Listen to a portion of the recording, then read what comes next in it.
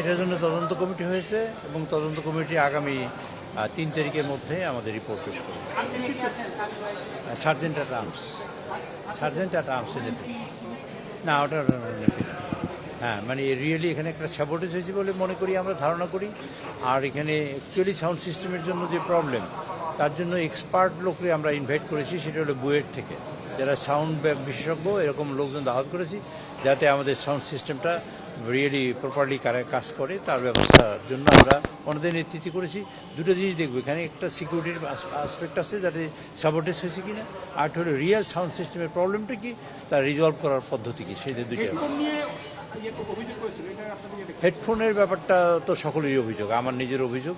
এত বড় একটা ঢাউস হেডফোন মাথায় দিয়ে পার্লামেন্ট শোনা যায় না, মাথা গরম হয়ে যায়, কান গরম হয়ে যায়, অসুবিধা। এটা চেঞ্জ হবে ইনশাআল্লাহ। মানে একটা অনেক সময় পাওয়া গেছে এই 5 আগস্টের পরে, আসলে তারপরেও কেন এই ধরনের বিভ্রান্তি হলো, বা এটা কি কোনো পরিকল্পিত? 5 আগস্টের পরে আপনারা জানেন দেশে একটা মানে আবহাওয়া তৈরি করা হয়েছিল, যা নির্বাচনই হবে না। তারপর আবহাওয়া তৈরি করেছিল এইরকম হবে সেরকম হবে, যেদিন নির্বাচন হবে সেদিনও আমাকে জিজ্ঞেস করে নির্বাচন কি ফাইনালি টিকবে। আমি বললাম যে দেখা যাক, দেখি, আল্লাহ রাব্বুল আলামিনই জানেন এই ব্যাপারে, গায়েবের মালিক তো আল্লাহ রাব্বুল আলামিন, আমরা বলতে পারবো না, তবে চেষ্টা করবো যাতে এটা টিকে। ঢাকা শহরে যাদের আবাসন আছে তারা কি ফ্ল্যাট পাচ্ছেন? না, ঢাকা শহরে এটা ক্রাইটেরিয়া করা হয়েছে এরকমের যে এমপি সাহেবদের কাজের সুবিধার জন্য, বিজনেসের সুবিধার জন্য কাছাকাছি থাকা দরকার। কারণ অনেক সময় যানজটের কারণে তারা সময় তো আসতে পারেন না, পার্লামেন্টের মূল টাইমটা লস হয় সেই কারণে। সেই জন্য তাদের কার কি আছে না আছে সেটা ইম্পর্টেন্স, সেটা ইম্পর্টেন্স হলো তাদের কাছাকাছি রাখা।